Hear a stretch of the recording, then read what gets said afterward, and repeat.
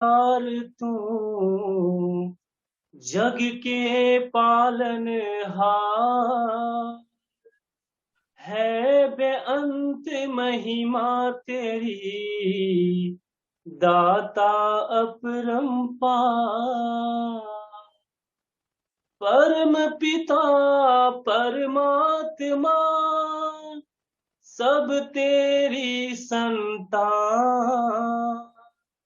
भला करो सबका प्रभु, सबका हो कल्याण। भला करो सबका प्रभु, सबका हो कल्याण।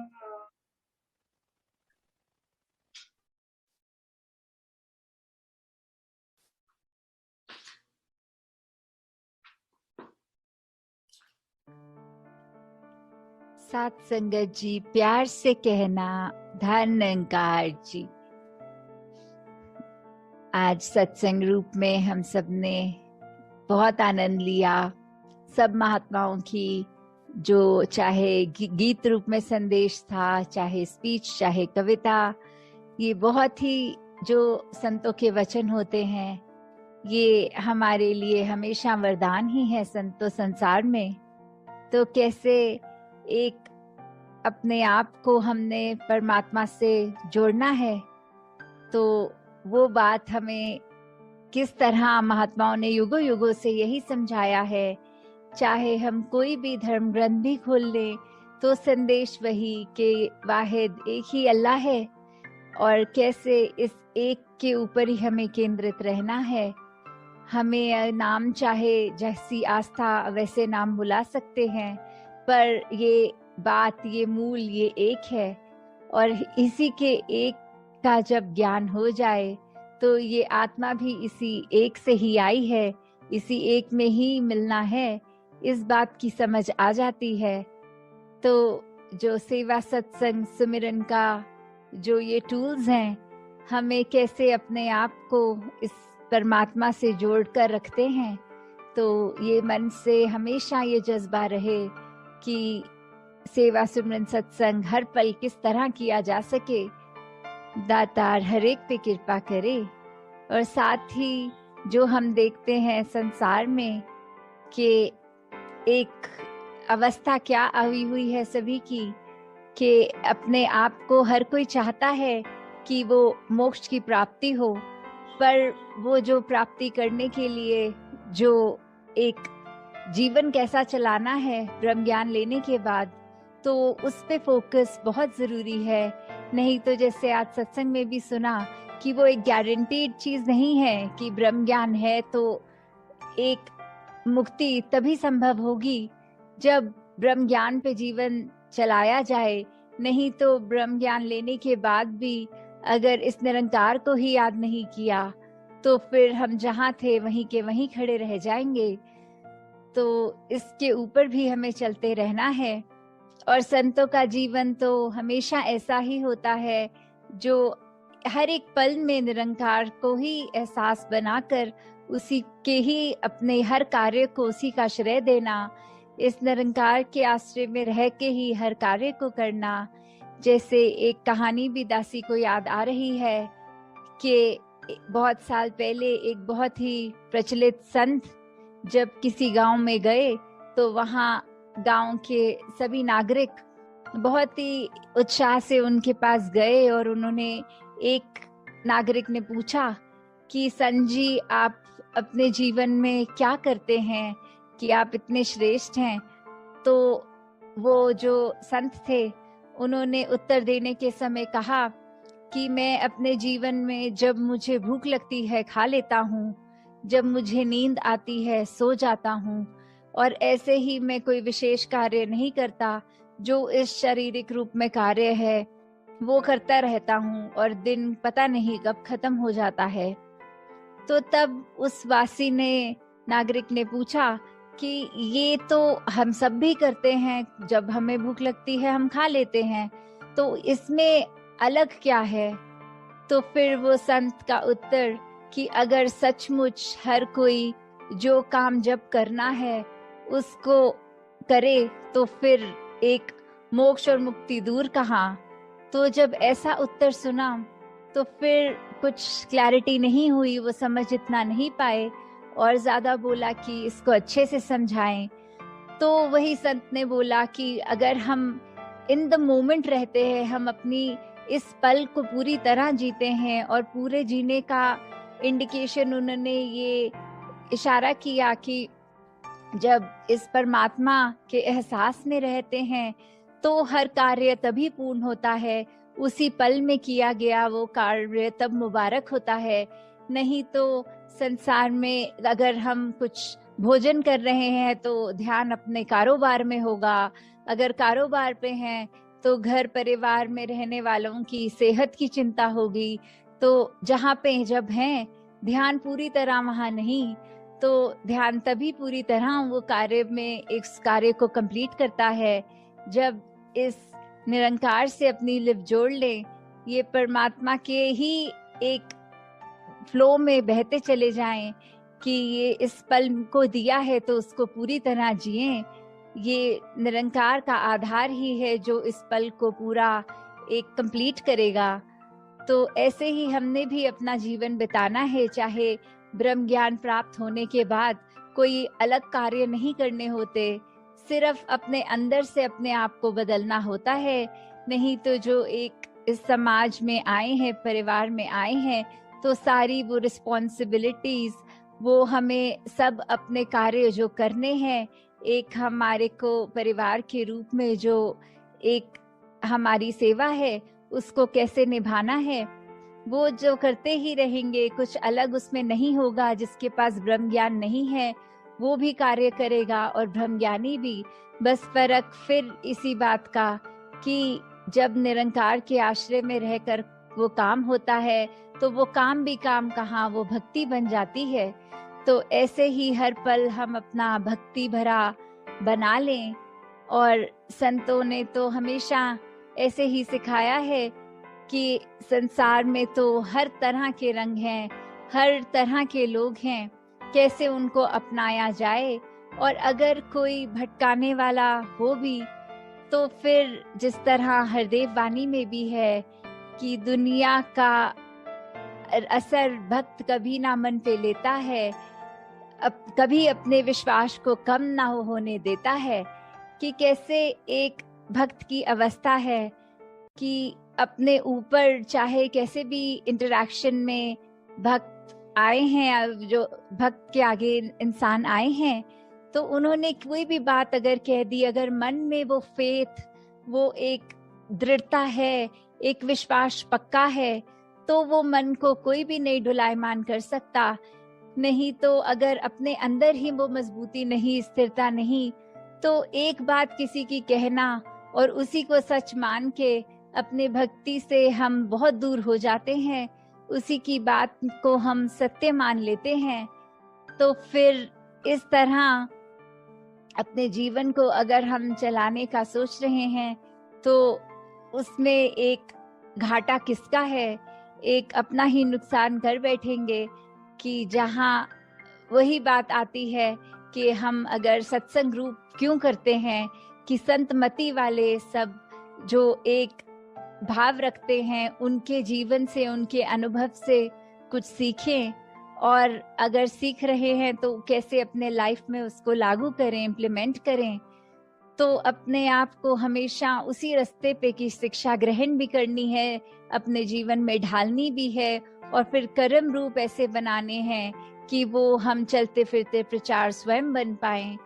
तो इस तरह का जीवन संतों का होता है। और हमें एक जो कोई है भी अगर इंसान जो कोई अफवाहें फैला रहा, तो किस तरह अगर उससे भी जाके बात करनी है, उसको भी समझाना है। तो वही बात जो अक्सर सत्संग में भी सुनते रहे हैं कि जो की फैक्टर्स होते हैं वो उसको समझाया जाए कि क्या आपने अपनी नजर से ये घटना देखी है या किसी ने आपको बताई है।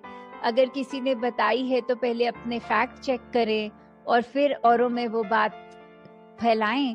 और अगर वो आपने सचमुच आंख से देखी है बात, तो अगर वो किसी का हित की बात नहीं तो उसको ना बताया जाए, वो अपने तक रखा जाए।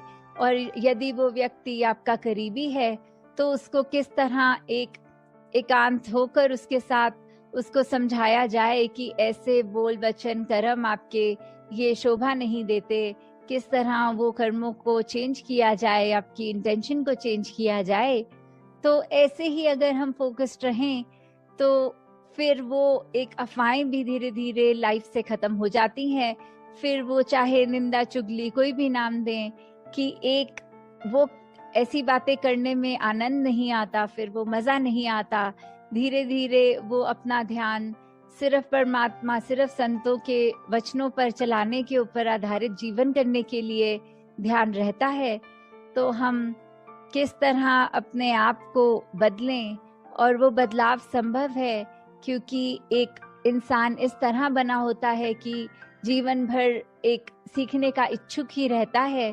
तो अपनी अगर गलतियां भी सामने आ रही हैं, वो कैसे बदल के अपने रवैये को नई शिक्षाओं पे चलना है, तो वो एक कैपेसिटी है, सिर्फ एक मन है जिसको बनाना होता है। और ये तो सत्संग में हमने शुरू से ही सुना कि कितना इस निरंकारी मिशन की दायित्व, कि हम इतना इजी हो गया सब कुछ जब हमने अपनी ईगो ही खो दी, जब दूसरे के चरणों में सर रख दिया, एक धर्मांकार रूप कर ली, तो वो चरण रज जब शीश पे ही ले लिया तो फिर वो अहंकार कहाँ रह गया। तो फिर एक हम जब अपने मन को ही, अपने आप को ही सबसे श्रेष्ठ नहीं मानते, तो फिर एक अपने ऊपर हम हमेशा यही मानते हुए चलेंगे कि ये संसार, ये आए हैं हम इस संसार में तो फिर एक परमात्मा के रंग में रंगे रहें और इस धरती पे वरदान बने। अपना जीवन हम हमेशा, जैसे युगों युगों ने संतों ने समझाया, वो चाहे किसी भी तरह से उस समय के अनुसार के एग्जाम्पल्स होंगे, आज हम कंटेम्प्रेरी जमाने में उसको कैसे लागू कर सकते हैं, वो शिक्षाएं पुरानी नहीं होती, बस वो सिचुएशंस अगर अलग हैं, कि अगर किसी समय उदाहरण दिया जाता होगा कि सिर्फ चलने का माध्यम सिर्फ पैदल ही है, तो आज वो बात अगर देखी जाए तो साइंस की तरक्की की वजह से वो गाड़ियां, वो जहाज, ऐसे अन्य हमारे पास प्रोविजंस हैं कि हम अपनी यात्रा को कर सकते हैं। तो वो बात अगर देखी जाए तो उस समय कुछ जो होगी वो आज अगर बदल भी गई तो उसमें से मूल शिक्षा क्या है, उस पे अपने आप को फोकस करें। तो एक वो भी बात की जहां हम एक चीज को उठा रहे हैं, अगर पुराने उदाहरण को, तो उसकी शिक्षा को अपनाएं, ना कि लिटरली उस एग्जाम्पल के ऊपर जाएं कि उस समय तो ऐसे होता था। जैसे आज सत्संग में भी जिक्र हुआ कि किस तरह एक नृत्य पसंद जब गुरु को, तो शिष्य ने भी वो 12 साल एक नृत्य सीखा कि गुरु पसंद हो। तो अगर हम यही बात पकड़ के बैठ जाएं कि शायद गुरु समय की भक्ति के अनुसार बात वैलिड थी, पर आज अगर नहीं है तो क्या आज का संदेश है उसको पकड़ा जाए। तो दातार हरेक के अंदर ये चेतनता भी बख्शे कि नीड ऑफ द आवर जो है उसमें किस तरह अपने आप को ढाला जाए। और काफी बार एक आपस में जो दो व्यक्तियों की अगर बात है तो ये अजम्पशंस भी बहुत बड़ा रोल प्ले करती हैं, कि काफी बार ऐसे लगता है कि वो जो व्यक्ति आया है कमरे के अंदर वो मेरे बारे अच्छी सोच नहीं रखता, वो इंसान शायद उसके वेस्टेड इंटरेस्ट होंगे, वो एक नीची दृष्टि से मुझे देख रहा है। तो जब ऐसे ही सोच लेके हम पहला कदम नहीं बढ़ा पाएंगे, वो मनों से दूरी नहीं दूर कर पाएंगे, तो कैसे हमें हर एक को, जो वो दासी अक्सर बेनिफिट ऑफ डाउट वाली बात करती है कि अगर एक कार्य किसी से ऐसा हो गया तो अपनी विचारधारा उसके बारे में एक सर्टन बनाने की बजाय उस सिचुएशन को एक ब्रॉड माइंडेडनेस से सोचें कि अगर ऐसा हुआ है तो पीछे क्या पॉसिबल कारण रहे होंगे, उस व्यक्ति ने ऐसा किया है तो पीछे उसको ऐसा करने को अगर है उसने किया तो वो उसके पीछे रीजनिंग क्या है। तो जब तक ये निरंकार ने हम सबको जो बुद्धि दी है उसमें अपनी चेतनता और रीजनिंग लगाते रहेंगे, तो हम किसी के बारे में अपनी विचारधारा इतनी संकीर्ण नहीं बना लेंगे कि उसका मन पे बोझ बना लें स्वयं। तो दातार हर देख को जहाँ ब्रॉड विजन दे, वहाँ अपने ऊपर भी हमें एक काइंडनेस बना के रखनी है। खुद को भी ऐसे सोच में नहीं डुबा देना कि गमी छा जाए, कोई स्ट्रेस छा जाए। हमें हमेशा अपने आप बहुत ही ब्रॉड रहना है और हर एक को उसी नजरिए से, जो हम चाहेंगे कि हमारी गलती होने पर दूसरा हमें जिस लेंस से देखे, हमें भी उन्हीं को उसी लेंस से देखना है। अगर हम तुरंत सोचते हैं कि हमने एक कार्य किया, इसके पीछे ये कारण था, अगले को समझना चाहिए, तो हमें भी अगले का वो कोई भी कार्य किया, चाहे हमें वो चुभा, तो उसके पीछे जब हम सही रीजनिंग देंगे तो समझ आ जाता है where is that person coming from. तो दातार मनों में सबकी दूरियां जहाँ खत्म करे, वहीं अपने ऊपर भी हमें एक काइंडनेस से अपने आप को परतना है, अपने मनों को भी कोमल करते जाना है। सिर्फ दूसरों के लिए तो सही, पर उससे पहले अपने लिए, एक खुद के लिए, वो जो सेल्फ रिस्पेक्ट की बात होती है। और अक्सर ये बात भी सामने आती है कि अगर हम, कोई महापुरुष पूछ रहे थे कि अगर हम एक दास भाव, एक हम्बलनेस का रास्ता अपनाते हैं, तो क्या हम एक सेल्फ रिस्पेक्टिंग इंसान नहीं हो सकते? वो सेल्फ रिस्पेक्ट तो एक अच्छी चीज है। तो वही समझाते हुए दासी ने कोशिश करी कि कैसे एक जो सेल्फ रिस्पेक्ट होनी हर एक में बहुत अच्छी बात है, पर वो कब अगर सेल्फ रिस्पेक्ट अहंकार में तब्दील हो रही है, वहां वो गलत जा रहे हो। तो हम्बल होते हुए भी, निम्र होते हुए भी एक सेल्फ रिस्पेक्ट को बनाया जा सकता है, उसको मेंटेन किया जा सकता है, क्योंकि ये चेतनता वहां भी लागू होती है कि सेल्फ रिस्पेक्ट में भी, कि हम कोई कार्य कर रहे हैं, ये हमारी वैल्यूज के अंदर है, तभी कर रहे हैं, नहीं है तो नहीं कर रहे। तो इसमें बस अहंकार का हटा दें, तो वो सेल्फ रिस्पेक्ट भी हम्बलनेस के साथ जुड़कर एक बहुत सुंदर रूप दे सकती है। तो दातार हर एक पे कृपा करे, ये भक्ति भरा जीवन, सत्संगत, माँ का आंचल, सेवा, सिमरन और इस दातार से सभी जुड़े रहें। साथ संगत जी, धन निरंकार जी। तेरी ओट सहारा तेरा, तन मन गोल घुमावा,